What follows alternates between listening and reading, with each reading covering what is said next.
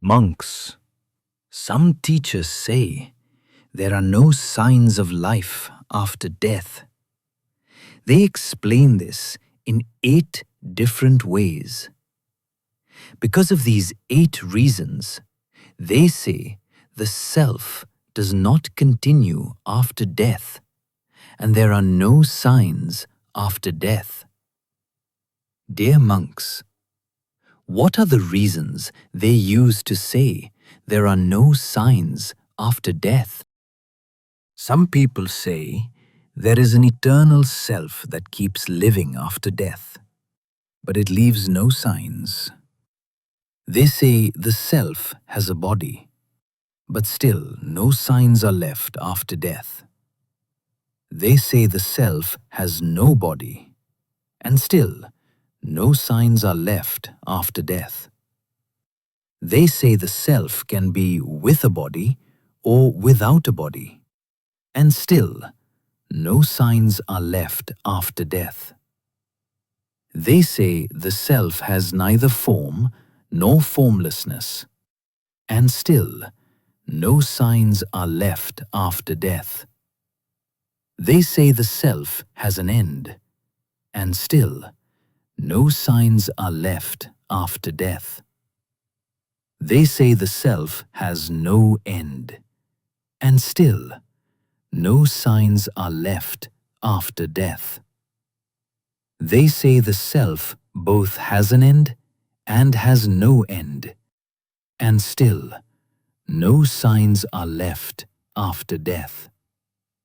They say the self neither has an end nor does not have an end, and still no signs are left after death. In all these cases, they claim the self is eternal after death, so there are no signs left behind. Monks, some teachers say there are no signs after death. They explain this by using 8 kinds of ideas. Anyone who says there are no signs after death uses one or more of these 8 ideas. No one gives a reason outside these 8. Monks, the Tathagata, the Blessed One, the Gotama Buddha, knows this.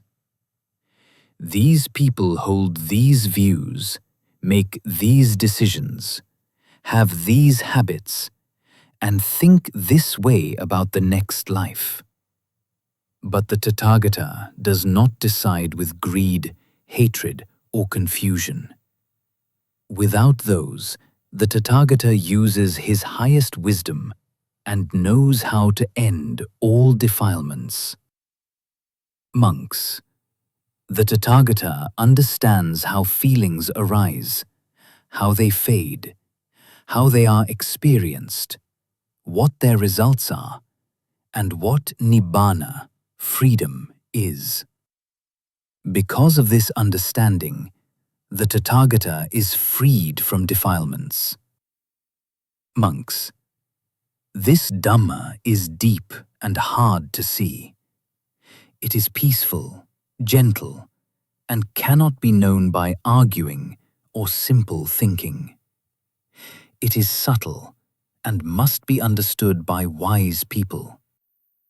The Tathagata realized this with his own supreme wisdom and taught it. So when people praise the qualities of the Tathagata, they praise truly and well.